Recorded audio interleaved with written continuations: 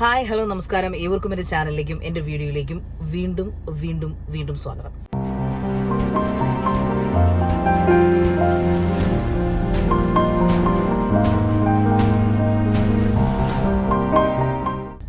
കുറച്ച് വൈകിയാണ് ഞാൻ ഈ സിനിമയുടെ റിവ്യൂ ഇടുന്നത്. ആദ്യത്തെ ദിവസം തന്നെ കാണുമെന്ന് വിചാരിച്ചിരുന്നതാണ്, പക്ഷെ എനിക്ക് വലിയ പ്രതീക്ഷകളുണ്ടായിരുന്നില്ല. സിനിമ ഇപ്പോൾ ഇതിനോടകം തന്നെ ഈ വാലന്റൈൻസ് ഡേ അടുക്കുകയാണ്. അതിനോടകം തന്നെ പ്രേമത്തിന്റെ പേരുള്ള പ്രേമലു ഹിറ്റായിരിക്കുകയാണ്. കൂർക്കം വലിക്കാതെ ഉറങ്ങാൻ പറ്റോ? ഉറങ്ങിക്കോ. One side. നീ അവളെ ചേഷ്ടകളൊക്കെ ഒന്ന് ക്യൂട്ടായിട്ട് വാച്ച് ചെയ്തേ. നത്ത് നോക്കണ പോലെ നോക്കാനല്ല പറഞ്ഞത്, നടക്കാൻ. നിനക്കെന്റെ റൊമാൻറ്റിക് അറിയില്ല. എന്താണ് ഭയങ്കര ബിസിയാണല്ലോ. പേടിക്കണ്ട, ഗേൾ ഫ്രണ്ട് ഒന്നല്ല. അപ്പോൾ വലിയ പ്രതീക്ഷയോടെയാണ് ഞാൻ ഹിറ്റ് എന്ന് കേട്ടപ്പോൾ ഞാനത് കൊള്ളാം. കോമഡി ജോണർ പറഞ്ഞിരിക്കുന്ന കോമഡി ആൻഡ് റൊമാൻസ് എന്നാണ് പറഞ്ഞിരിക്കുന്നത്. എഡി ഗിരീഷ് സംവിധാനം, രചനയും അദ്ദേഹമുണ്ട്. അതോടൊപ്പം തന്നെ നസ്ലിൻ, മമിത ബൈജു, ശ്യാമോഹൻ, അങ്ങനെ കുറച്ച് പുതിയ പുതിയ കഥാപാത്രങ്ങളും ഒക്കെ വെച്ചിട്ട് എന്താ പറയുക, വലിയ സ്റ്റാർ കാസ്റ്റിംഗ് ഇല്ലാതെ ഇപ്പോഴത്തെ ടീനേജേഴ്സിനെ വെച്ച്, അതായത് തണ്ണീർമത്തൻ ദിനങ്ങൾ പോലെ തന്നെ വേറൊരു ജോണറിൽ ഇറങ്ങിയ ഒരു പടം പ്രേമലു. അപ്പോൾ അത് കാണാനാണ് ഞാനിന്ന് പോയത്. നമ്മുടെ ഫേമസ് ആയിട്ടുള്ള യൂട്യൂബേഴ്സ്, റിവ്യൂവേഴ്സ് ഒക്കെ ഗ്രാൻഡ് ആയിട്ടുള്ള റിവ്യൂ ഒക്കെയാണ് ഫസ്റ്റ് ഡേ തന്നെ തന്നത്. മറ്റ് പടങ്ങൾ ഉണ്ടായിട്ടും ഇത് കണ്ട് നമ്മുടെ റിവ്യൂസ് ഒക്കെ ഉണ്ട്. പക്ഷേ ഞാൻ പറയട്ടെ, ഞാൻ ചിലപ്പോൾ ഈ എൻ്റെ ആരാധകർ എന്നെ വിളിക്കുന്ന ഒരു മുതുക്കി കിളവിയായത് കൊണ്ടായിരിക്കാം എനിക്ക് അങ്ങനെ തോന്നിയത്. ഭയങ്കരമായിട്ടുള്ള ഒരു പ്രണയം അല്ലെങ്കിൽ ഭയങ്കരമായിട്ട് എന്തെങ്കിലുമൊക്കെ അതിനകത്തുണ്ട് എന്ന് തോന്നിയില്ല. പക്ഷേ കാസ്റ്റിംഗ് ആൻഡ് ഡിറക്ഷനൊക്കെ വളരെ നന്നായിട്ടുണ്ട്. ഭയങ്കര എക്സ്ട്രാ ഓർഡിനറി ഫിലിം എന്നൊന്നും അതിന് നമുക്ക് പറയാൻ പറ്റില്ല. ഒരു മൂവി, ഒരു പ്രേമ മൂവിയുണ്ട്.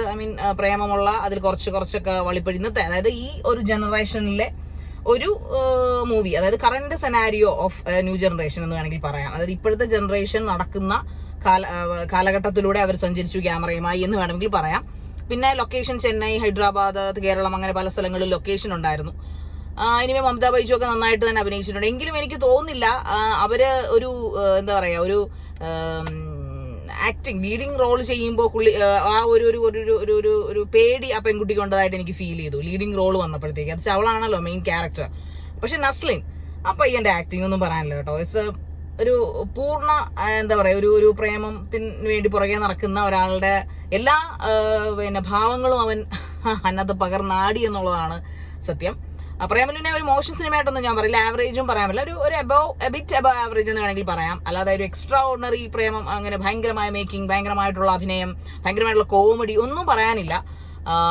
എങ്കിലും ഞാനിപ്പോൾ 3 പടങ്ങൾ കമ്പയർ ചെയ്ത് വെച്ച് നോക്കുകയാണെങ്കിൽ എനിക്ക് ഏറ്റവും ഇഷ്ടപ്പെട്ടത് അന്വേഷിപ്പിൻ കണ്ടെത്തുമെന്നുള്ളതാണ്. രണ്ടാമത് നമ്മുടെ രജനീണ്ണന്റെ പടമാണ് ലാൽ സലാം.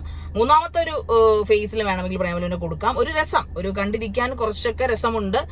ഒരു പഴയ നമ്മളെ ടീനേജ് കാലത്തിലേക്ക്, അന്ന് നമ്മൾ എങ്ങനെയായിരിക്കാം, ഞാൻ ചിലപ്പോൾ 90s കിഡ് ആയതുകൊണ്ടായിരിക്കും അങ്ങനെ തോന്നുന്നു. എനിവേ ആ കാലഘട്ടത്തിൽ പ്രേമം ഏത് ജോണറിൽ വന്നാലും അല്ലെങ്കിൽ ഏത് ഇയറിൽ വന്നാലും പൈങ്കിളി തന്നെയാണ്. ആ പൈങ്കിളിത്തരമാണ് ഇതിനകത്ത് കൂടുതലായിട്ടുള്ളത്. പക്ഷെ അത് പച്ചയെ അവർ ചിത്രീകരിച്ചു തന്നത് വെച്ചുകെട്ടലൊന്നുമില്ല എന്നുള്ളതാണ് ഈ പടത്തിന്റെ ഏറ്റവും വലിയ പ്രത്യേകതയായിട്ട് എനിക്ക് തോന്നിയത്. അതായത് ഇപ്പോഴത്തെ ന്യൂ ജനറേഷന്റെ രീതികൾ അത് തന്നെ അവർ അതിനകത്ത് കാണിച്ചിട്ടുണ്ട്. മമിത ബൈജുവും എനിക്ക് തോന്നുന്നു ഇതിനേക്കാളും നല്ല രീതിയിൽ അവർ വേറെ പല സെക്കൻഡ് റോളുകൾ അവർ ചെയ്തിട്ടുണ്ട്. മമിത ബൈജുവിന്റെ ആക്ടിങ് കുറെ കൂടെ അവർ കോമഡിയാണ് അതിനകത്ത്.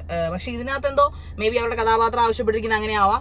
പക്ഷെ നസ്ലിന് രക്ഷയില്ല കേട്ടോ. ശരിക്കും നല്ല സൂപ്പർ ആക്ടിങ്. കൂട്ടത്തിൽ അഭിനയിച്ച പയ്യനും സൂപ്പർ ആക്ടിങ്, നല്ല രസമാണ്. അവന്റെ എക്സ്പ്രഷനൊക്കെ അവനാണ് അതിനകത്ത്. അവരുടെ കോമഡിയൊക്കെ അടിപൊളിയായിട്ട്, കോമഡി കോമ്പിനേഷനൊക്കെ. അതുപോലെ ആദ്യമായിട്ട് അഭിനയിച്ചവൻ, അയാൾ ആ ഒരു എക്സെൻട്രിക്, അയാൾ അത് നന്നായിട്ട് ചെയ്തു എന്നുള്ളതാണ്, നന്നായിട്ട് അഭിനയിച്ചിട്ടുണ്ട്. So all total it's A nice movie, that's all. അങ്ങനെ എക്സ്ട്രാ ഓർഡിനറി മൂവി എന്നൊന്നും പറയാനില്ല, ഒന്ന് ചുമ്മാ കണ്ടിരിക്കാം. ഒരു വൺ ടൈം വാച്ചിങ് എന്ന് എനിക്ക് പറയാനുള്ളൂ. Okay, thank you. അടുത്ത വീഡിയോ വിശേഷങ്ങളുമായി വീണ്ടും കാണുന്നവരെയും വണക്കം.